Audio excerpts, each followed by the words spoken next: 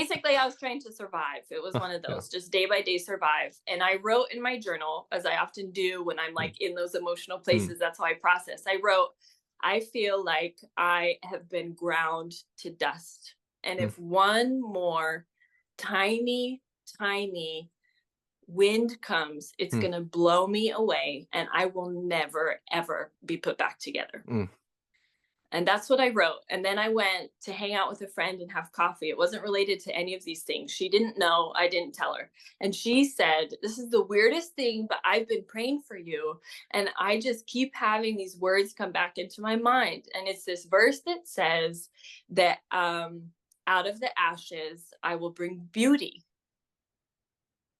And I was staring at her and I said, "What did you just say?" And she said, "Out of the ashes, I will bring beauty." And of course, ashes are like ground, right? Like ground wood, basically. And that's what I felt like was ashes. So that would for me be an example of Mm.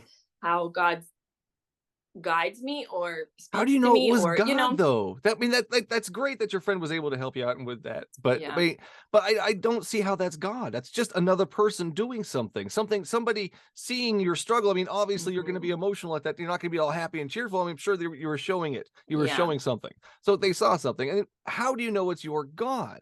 Specifically, Yeah. I've got testimonials from people who believe that Hmm. Kali Ma has helped them.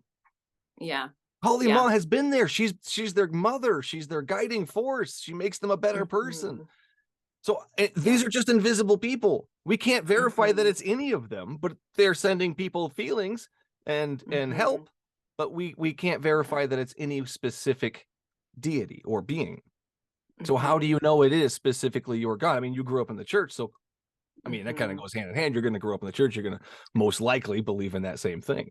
You live, Maybe. if you grew up in a different country, we believe a different thing, most likely. I mean, that's most Hmm. likely on that. So that's in your head already. So God is already there, Hmm. not Kali Ma. If you lived in that Yes. culture, it would be Kali Ma. So Yeah. how do you know it's your specific invisible person? Uh, well, I think I know. I think that for myself, I've searched it out enough for me to know that How though? is. Like how do you know? Like, did you find a name tag? I mean, how did you know?